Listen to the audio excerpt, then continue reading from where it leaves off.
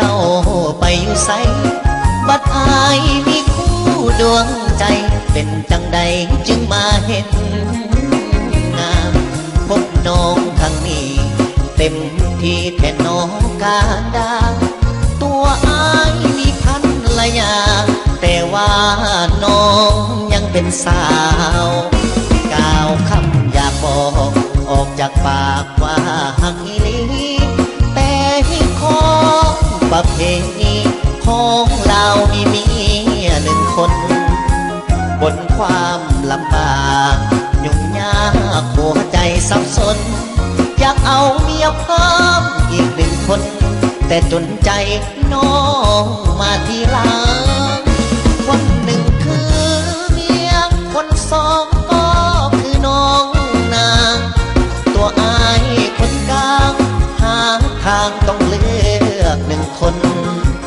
อยากเลือกน้องสาวย่านเมียตีผัวตายบ่ดนลำบากกับหญิงสองคน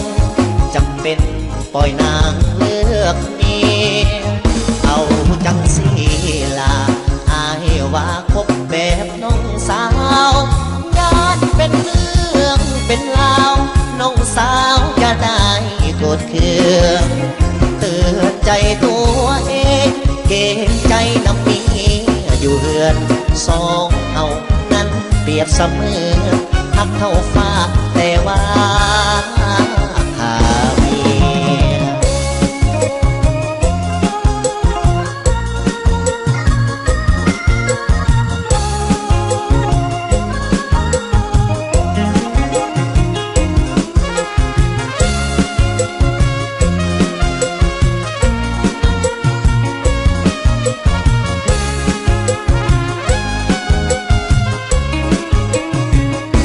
คนหนึ่งคือ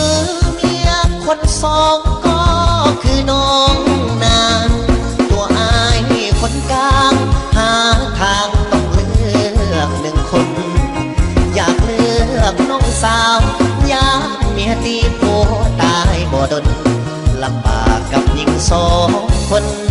จำเป็นปล่อยนางเลือกเมียเอาจังสีลาอายว่าคบแบบน้องสาว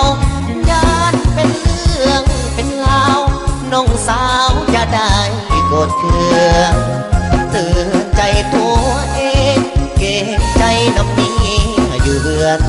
สองเอานั้นเปรียบเสมือนหักเข้าฟ้า